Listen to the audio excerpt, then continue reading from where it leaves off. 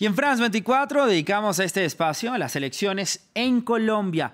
Los ciudadanos acudirán a las urnas el próximo 13 de marzo, donde se van a elegir a los integrantes de las dos cámaras del Congreso. Y por primera vez en la historia de ese país se van a votar 16 curules a la Cámara de Representantes que deben ser ocupadas por las víctimas del conflicto armado.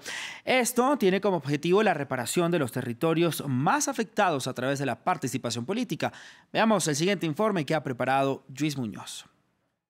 Este sitio es muy importante porque acá era donde vivían mis padres. Cecilia Lozano interrumpe su campaña en los departamentos del Meta y Guaviare en el suroriente de Colombia.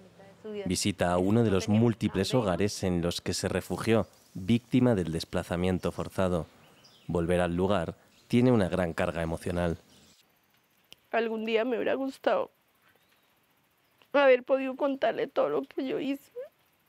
Con la desaparición de su marido, Cecilia pasó de campesina a lideresa y ya lleva 16 años ejerciendo una de las profesiones de más riesgo en Colombia. Uno sabe que no lo harían, pero yo me atrevo. Yo me atrevo.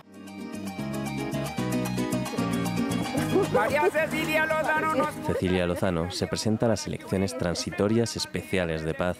16 víctimas de zonas rurales afectadas por el conflicto en Colombia tendrán representación en la Cámara de Representantes.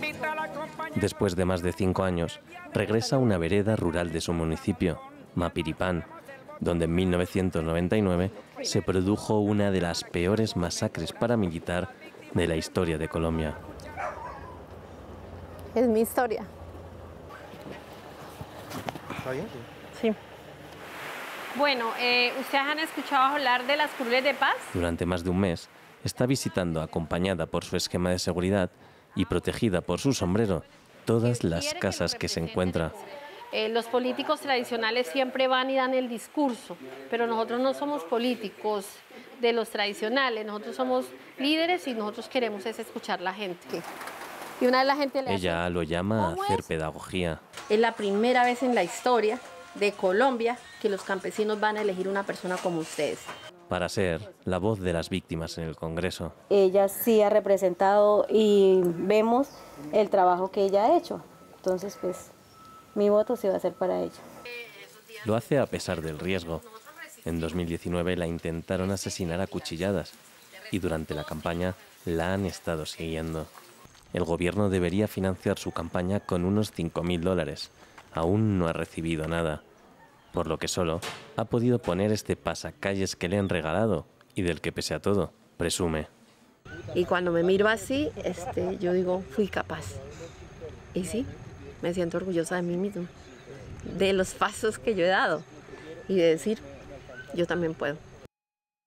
Ahora analizamos todo esto que vimos en el informe de Luis Muñoz con Camilo González Pozo. Él es el presidente del Instituto de Estudios para el Desarrollo y la Paz, INDEPAZ. Camilo, gracias por estar nuevamente con nosotros en France 24. Para mí es un gusto volver a conversar con usted. Contextualicemos entonces a nuestra audiencia internacional y comencemos por hablar del balance de lo que ha sido la implementación de estos acuerdos de paz. ¿Cómo se encuentra actualmente el proceso de paz en el país y qué se ha cumplido y qué no? Sí, buen día, Raúl.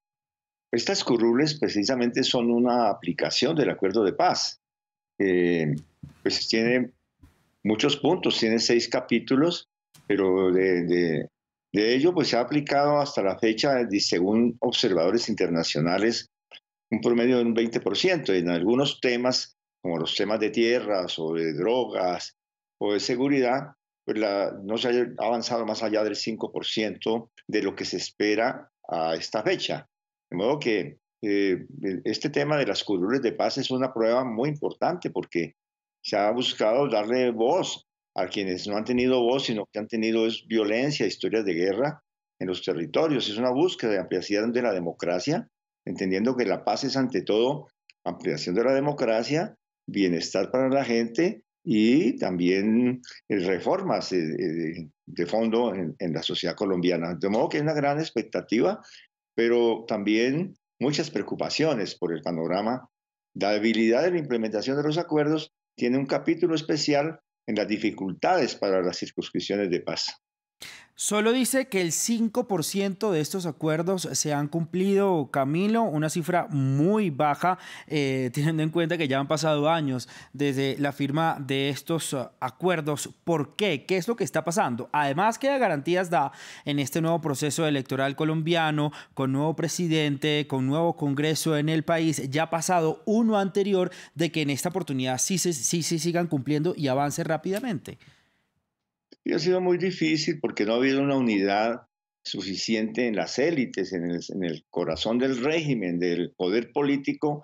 Se presentó una fractura muy fuerte y los opositores al acuerdo de paz han hecho una resistencia muy grande y han tenido palancas incluso desde el gobierno, de instrumentos del Estado, para solamente aplicar aquellas partes que les considera adecuadas a sus programas y a lo que ellos consideran el mandato del plebiscito donde se dio un no al primer acuerdo que se había firmado en La Habana. Entonces eso pues ha generado un ambiente muy difícil y bueno, este tema, por ejemplo, de la ampliación democrática no solamente ha tenido dificultades para la circunscripción especial de paz, sino para la reforma política. Tenemos un sistema electoral en Colombia caracterizado por historias de corrupción, incluso alertas de corrupción para las actuales campañas y la votación que se va a hacer el 13 de marzo y el 27 de mayo para Congreso una y para presidente otra. No se hizo una reforma para darle transparencia. Hay demandas, juicios, debates, investigaciones que muestran que está viva una maquinaria de corrupción y que por lo tanto tiene que haber un ejercicio democrático de vigilancia muy fuerte. Camilo, el rol de los acuerdos de paz específicamente en estos comicios que se nos vienen en Colombia. Pues la verdad que pues, no solamente son las curules, ¿no? Está en juego el que el nuevo Congreso de la República y el nuevo gobierno, la presidencia, se comprometa con la paz, tanto con los acuerdos como que seguir adelante. Esos acuerdos son limitados. Además hay que reconstruir un consenso porque ha habido una fractura muy fuerte en la sociedad colombiana, de modo que uno de los elementos que se está jugando es la paz. Y en este mundo tan enrarecido, con mayor razón, aquí todos los factores internacionales también pesan, y de modo que el colocar a la paz, la necesidad de superar dinámicas de violencia mediante transformaciones estructurales de fondo, solucionar los problemas del hambre, la crisis de la pandemia, todo eso son cosas, son componentes de una estrategia que debe llevar la paz más allá de los acuerdos, pero por supuesto tomando esos acuerdos que son mandato constitucional, mandato legal, que es un compromiso ante la comunidad internacional, no se pueden desconocer. Pero las elecciones son fundamentales para su revalidación política y para la construcción de nuevos escenarios que permitan a Colombia transitar definitivamente hacia un escenario de paz. Tenemos en Colombia circuitos de recomposición de grupos armados, permanentes amenazas a la vida de la gente, una campaña electoral que se está haciendo con inseguridad grave en por lo menos 250 municipios, según la misma Defensoría del Pueblo o la misión de observación electoral, ¿no? Tiene que verse como algo que es un reto para la paz también. ¿Por qué se recrudece la violencia, Camilo, en esta víspera de las elecciones en un país tan polarizado y tan violento como Colombia? Además, el asesinato de los líderes sociales que parece no parar. Sí, desafortunadamente en Colombia tenemos una larga historia de uso de las armas en la política, de uso de la intimidación, de la amenaza, no solamente para la política, para los negocios, para la acumulación de riqueza. Aquí no ha habido una democracia transparente ni una economía de mercado. Aquí ha habido un poder político legal e ilegal disputando los espacios de la vida social. Y en las campañas electorales, en las coyunturas electorales, desafortunadamente se ha exacerbado esa lucha porque entienden quienes quieren cooptar, capturar el Estado, mafias, intereses, camarillas, todo tipo de aparatos de clientela, entienden que controlar el Congreso de la República, controlar la presidencia, controlar entidades del Estado a nivel territorial es un elemento fundamental para sus propósitos corruptos y de perpetuación de este sistema de violencia en Colombia. Es que llevamos 70 años entre guerras, violencias, conflictos armados. Volviendo al Congreso colombiano, ¿qué puede esperarse entonces de estos 16 cupos especiales de la paz en el hemiciclo?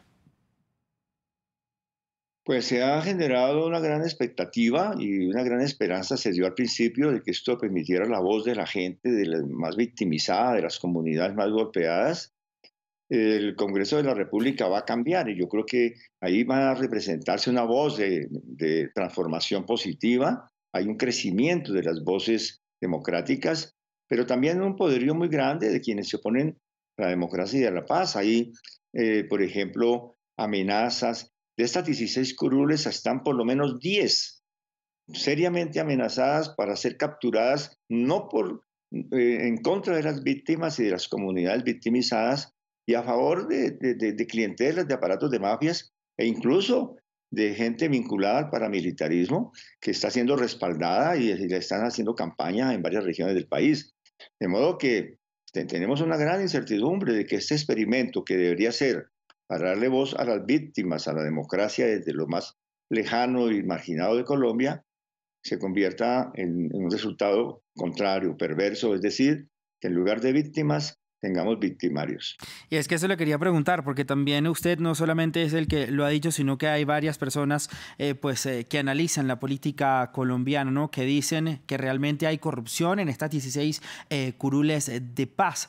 ¿Por qué? Realmente, ¿por qué está pasando esto? Es triste que luego de unos acuerdos de paz buscando pues la paz en un país tan golpeado por una guerra de más de 70 años, como usted también lo dijo, pues esto tan simbólico se convierta en algo tan feo como la corrupción. Sí, estas zonas son 170 municipios, los municipios que han tenido historias más violentas en Colombia, algunos de ellos en zonas dispersas, rurales, de difícil acceso, la movilidad se da por ríos o de todas maneras en medios muy costosos. Los candidatos, como los escuchamos ahora a esta líder, no tienen financiación. La financiación estatal que estaba prevista llegó tardísimo para la gente. Tuvieron trabas para abrir una cuenta bancaria, todo tipo de problemas, ¿no? Y fondos insuficientes. En cambio, quienes están ligados a las mafias y que en esos territorios quieren mantener allí sus controles, pues sí, tienen facilidad de recursos y sobre todo hay un constreñimiento al elector. Hay mucha amenaza y el propio día de las elecciones, ¿quién va a contar con los recursos para movilizar por ríos y el transporte cuando no se ha garantizado un transporte público? Como debería ser, haberse garantizado que el Estado iba a movilizar absolutamente a todos los electores, iba a garantizar así un experimento distinto, donde no fuera la prueba de la circulación de dineros legales e ilegales lo que permitiera el acceso a las urnas.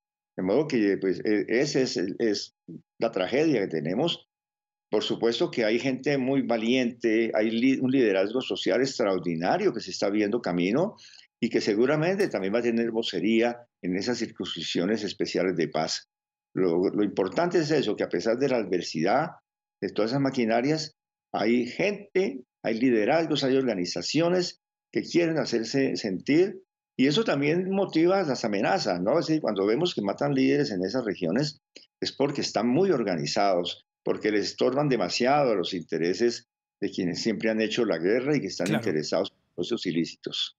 Camilo, rápidamente, tenemos 30 segundos ya para finalizar nuestra conversación. ¿Usted ve en estos candidatos a la nueva política colombiana, digámoslo así, estas nuevas elecciones, voluntad política de seguir con la paz? Pues la verdad que yo soy un poco ingenuo en mi optimismo, pero yo sí veo que la mayor parte de los candidatos están hablando de paz. Hay una diferencia en estas elecciones respecto a las anteriores. En elecciones anteriores las voces estridentes por la guerra eran más notorias. Algo tiene que significar. Esperemos que para positivo. Esperemos que así sea, Camilo. Claro que sí. Muchísimas gracias por estar con nosotros en France 24. Un gran abrazo, Camilo. Un saludo, Raúl. Estamos conversando con Camilo González Pozo, presidente del Instituto de Estudios para el Desarrollo y la Paz. Indepaz continúe en France 24.